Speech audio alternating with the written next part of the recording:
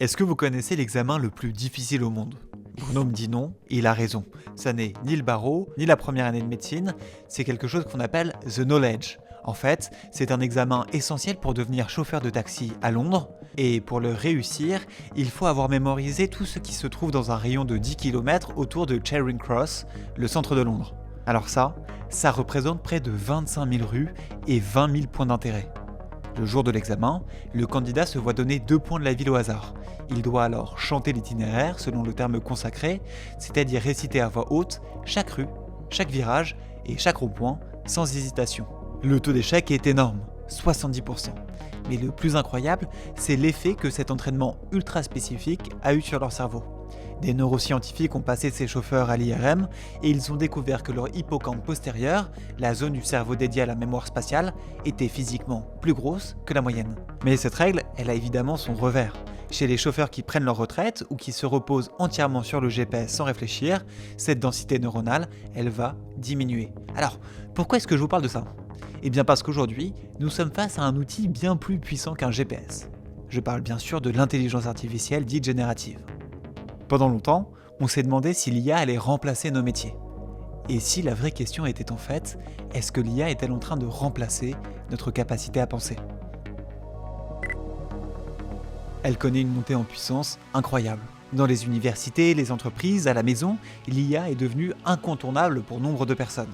Selon un baromètre IFOP, 45% des Français l'utiliseraient au quotidien. Chez les étudiants, le chiffre d'utilisateurs grimpe jusqu'à 99%. Et on comprend pourquoi. L'IA simplifie des concepts, rédige nos mails, nous indique la recette pour faire un délicieux chou farci et répond à nos questions, toutes nos questions. Mais y a-t-il un risque? Eh bien la réponse est oui. Et pour comprendre pourquoi, il faut d'abord comprendre un mécanisme fascinant de notre cerveau, la décharge cognitive. Ça, c'est un principe d'économie d'énergie. Pour faire simple, votre cerveau est un organe qui déteste se fatiguer. Dès qu'il peut déléguer une tâche difficile à un outil extérieur, eh bien il le fait. Et rassurez-vous, ce n'est pas nouveau. C'est même le propre de l'homme. De tout temps, nous avons cherché à externaliser nos fonctions mentales. Quand nous avons inventé l'écriture, par exemple, nous avons déchargé notre mémoire. Plus besoin de retenir des milliers de vers par cœur comme les poètes grecs. Quand vous notez votre liste de cours sur un post-it, vous libérez votre esprit pour penser à autre chose. C'est aussi ce que vous faites quand vous utilisez votre calculatrice par exemple, pour faire 342 x 18, 6156. Mais avec l'IA générative, on franchit un nouveau cap. On ne décharge plus seulement le calcul ou la mémorisation comme avec le GPS, on décharge également le raisonnement. Alors concrètement, qu'est-ce qui se passe quand on pousse ce mécanisme à l'extrême?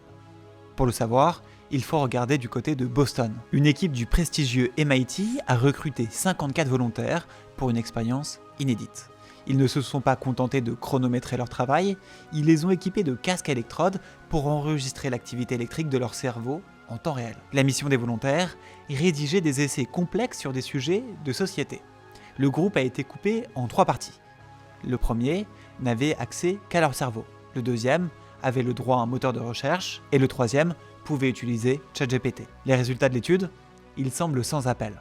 La connectivité cérébrale diminuerait systématiquement en fonction du soutien externe. Pour faire simple, le groupe qui travaillait seulement avec son cerveau présente les réseaux neuronaux les plus solides et les plus étendus. Le groupe s'étant aidé d'un moteur de recherche montre un engagement intermédiaire et le groupe ayant travaillé avec l'appui d'une intelligence artificielle suscite le couplage global le plus faible. Autrement dit, plus le soutien extérieur est élevé, plus l'amplitude des zones actives dans le cerveau est faible.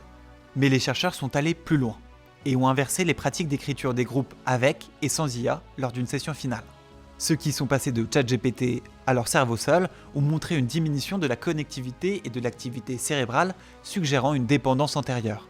A l'inverse, ceux qui sont passés de leur cerveau seul à l'IA ont vu un pic d'activité et une connectivité accrue, utilisant l'IA comme un multiplicateur. Alors, revenons à notre question de départ, celle qui fâche. Est-ce que l'IA va nous rendre bêtes? En fait, si on définit bête par moins capable de traiter l'information par soi-même, la réponse des neurosciences est inquiétante, car votre cerveau obéit à une règle biologique impitoyable, use it or lose it. Utilisez-le ou perdez-le. Imaginez votre cerveau comme une forêt dense. Chaque fois que vous apprenez quelque chose de difficile, une langue, un code, une argumentation, vous défrichez un sentier. C'est dur, ça demande de l'énergie, mais si vous empruntez ce sentier tous les jours, il devient une autoroute. L'information circule vite, et c'est ça, l'intelligence. Le problème de l'IA, c'est qu'elle nous dépose directement à la destination comme par magie.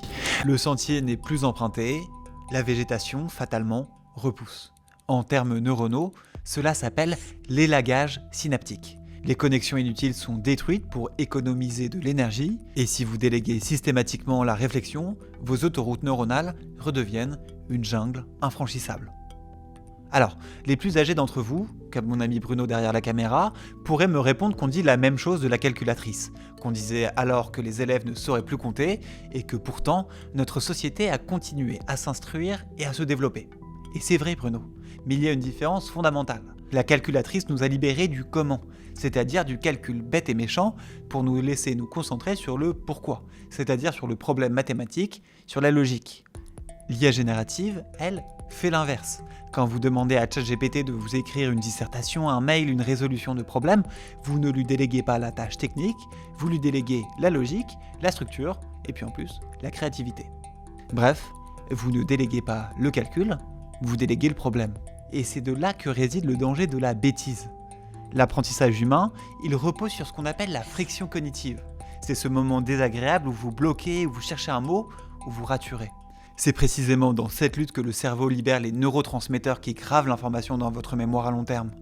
Avec l'IA, cette friction disparaît, tout devient fluide, tout devient facile, mais sans friction, il n'y a pas d'encodage profond.